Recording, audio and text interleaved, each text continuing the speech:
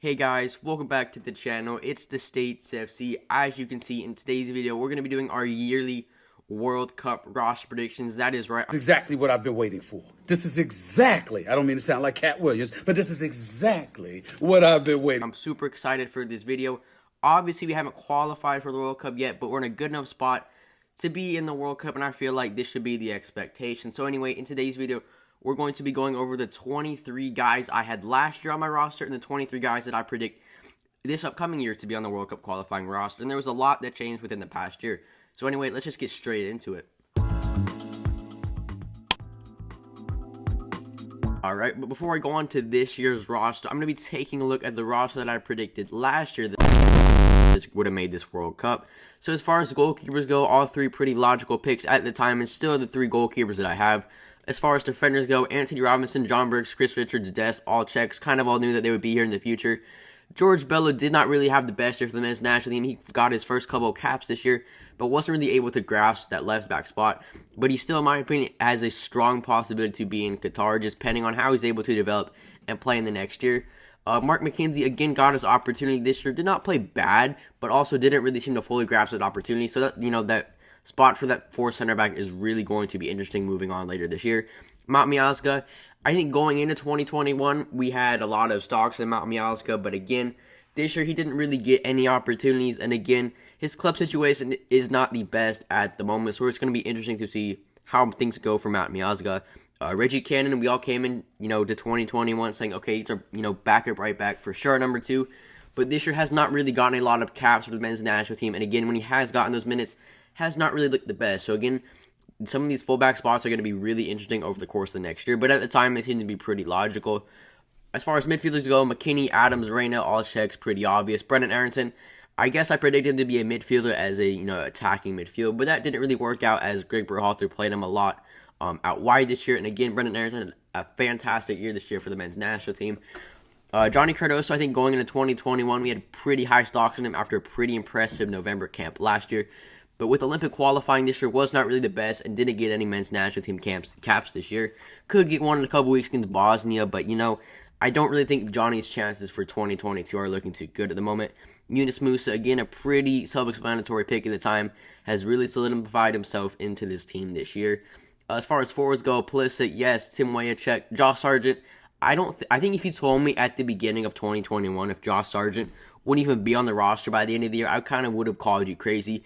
Josh Sargent did not really have the best year. I still think he can get back in the group. Same goes for Daryl Dike. I think he had a good year this year, but just more guys passed him up, and there's a few things in Daryl Dike's game that just, kind of hold him down, especially his technical ability. Jordan Morris, early in this year, got hurt. I think we still had high stocks in him. Not necessarily stocks, but we all kind of valued him. He brought something to this team that a lot of guys didn't.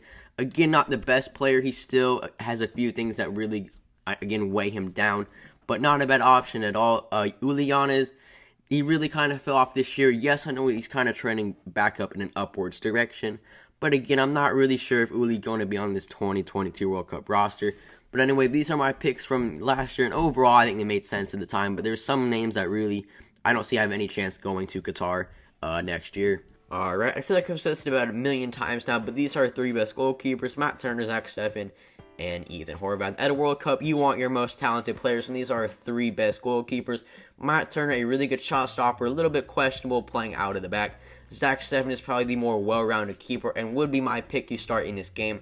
However, I would like for him to either leave Man City or look for a loan because he's 26, and he needs to be starting at a better team more than just an occasional Cup game or a Champions League game.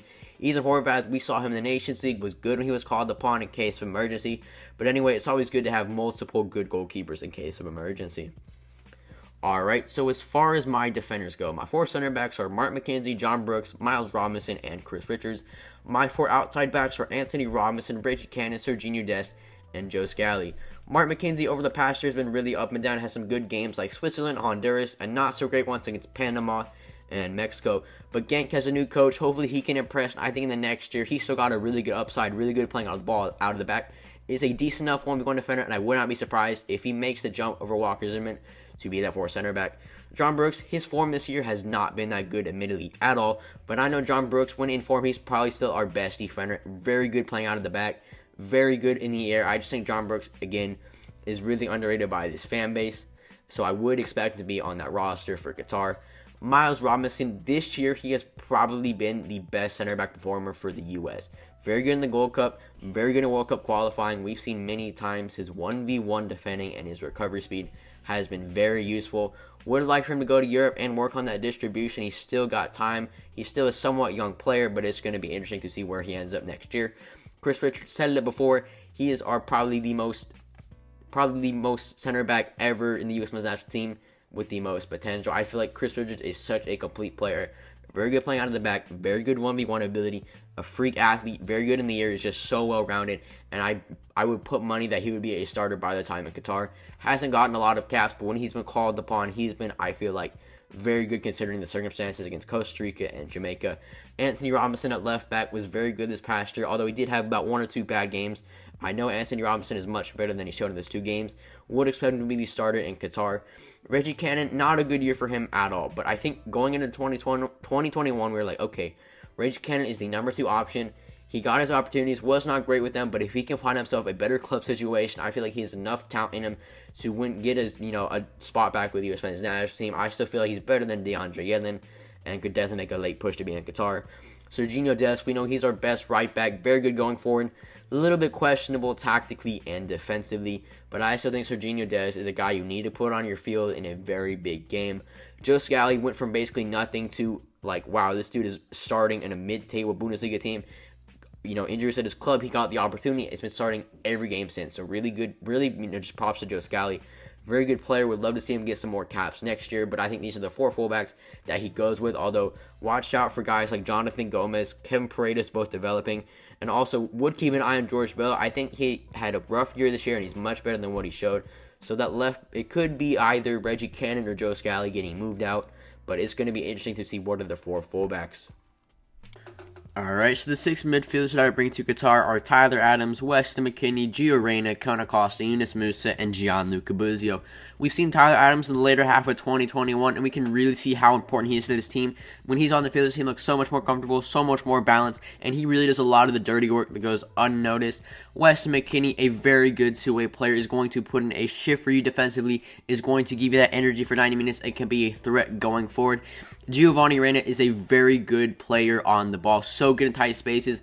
I know he's been utilized as a winger under Greg Berhalter, but his skill set is screaming for him to play in the middle of the field. And the U.S. really, outside of Yunus Musa and Weston McKennie, are really lacking quality central midfielders that lack a lot of technical ability. So anyway, I think this middle 3 of Tyler Adams, Weston McKennie, and Giovanni Reyna, if they were to play together, could be really, really effective. However, it is possible Gio Reyna does stay out on the wing. As far as that backup 6 goes, I still have Kellen Acosta because I don't really see anyone developing enough in the next 6 months. Kellen Acosta right now is kind of just a placeholder, kind of the best out of a bad bunch. He had for normal standards, he had a pretty good year, had some really good performances, but again, had some really bad ones. He's just a really overall inconsistent player, and I don't really see him as part of the national team for a long, long time, but I do think he will make that plane to Qatar. I think he has enough in the tank, being the best out of a bad bunch, He is okay on the ball if you give him time, and he does offer a lot of energy and work rate, but again, work rate and energy, it seems like that just seems to be a recurring theme for some of these players, and I don't want a national team full of guys that just have energy and work rate. I want that with guys who are technical as well, and hopefully we can get a better 6 to develop soon enough, but Kellen Acosta, for the meantime, is okay, I guess. Yunus Musa, again, a player like Gio Reyna in a way, they're just so comfortable with the ball at their feet in the middle of the field, are more than comfortable to take on guys 1v1 and just progress the ball and transition it into the final third, and those are very exciting players to have in your team. Every time he's played with the U.S., Yunus Musa so far has looked so comfortable and so good, and it's crazy to believe he's still just 18 years old. Gianluca Buzio looked pretty good MLS at the beginning of the season. I did not really have super high stocks on him. Saw him at the Gold Cup, really like what I saw. Then he went to Europe, and again, he's been absolutely killing it in Europe so far. A super calm and poised player when he's on the ball. I still think Gianluca Buzio has a really good upside, such a technical player, and I do think he makes that plane to Qatar. So anyway, these are the 6 midfielders that I believe make it to the World Cup next year. Alright, so as far as my 6 attackers go, you have Christian Pulisic, Ricardo Pepi, Tim Weah, Brennan Aronson, Matthew Hoppe, and Jordan Morris. Obviously, Chris Pulisic will be here. We've known that for a long time now. I just think his importance to the U.S. men's national team is so undervalued. I just see so many takes where it's like, okay, we have enough guys that are good depth pieces, but we'll be okay without Pulisic. No, that is completely false. We're going to need our best player, Chris Pulisic, to step up in these big games. We're going to need a guy like him, because when Chris Pulisic isn't on the field, this team just seems to lack a little bit of identity going in the final third. And with Christian Pulisic, we just seem like we're so much more comfortable in the final third, and we just kind of seem like we know, more to do, because I've just seen so many times throughout World Cup qualifying, we get to the final third, and it's just slow, and it seems to break down when you have a guy like Pulisic who's just able to go and, he just drags out so many defenders. Chris Pulisic is so important to this team. I cannot emphasize that enough. Ricardo Pepi, a very good player, only 18 years old, really good off the ball movement. His hold-up play is phenomenal, considering he's only 18 years old, and he just scores goals. He's in the right place at the right time, makes the right runs. It's just something you can't teach. Hopefully he goes to Europe, develops a little bit more before the World Cup, but it's going to be interesting to see if he goes to Europe or stays in MLS next year. Simwaya, one of the most underrated players in the entire pool, such a well-rounded player. Very technical, very good in combination play, very good off the ball, very good, can put in some very good crosses. It's just such an effective player. He works super hard. I think Simwaya has such an upside that a lot of people don't really understand yet. It's going to be interesting to see if Gio Reyna is used as a winger later in 2022 and in the World Cup, because that makes this equation a little bit more interesting. But I think Simwaya, if Reyna were to be in the midfield, he is probably the guy as of right now, and I would predict to be starting at right wing. Brendan Aronson, a guy who's really good in combination play. He's a relentless presser, and he's just always in the right places at the right time. A guy who's going to be doing a lot of work for you. And, he's been really good so far throughout 2021. And having good players off the bench is something we need more of for this World Cup and the next World Cup, because you can never have enough good players playing at really high levels and continuing to always improve. Matthew Hoppe, I still think he's the second best striker that the U.S. has at the moment. Very technical, makes superb off-the-ball runs, and has just a nose for goal.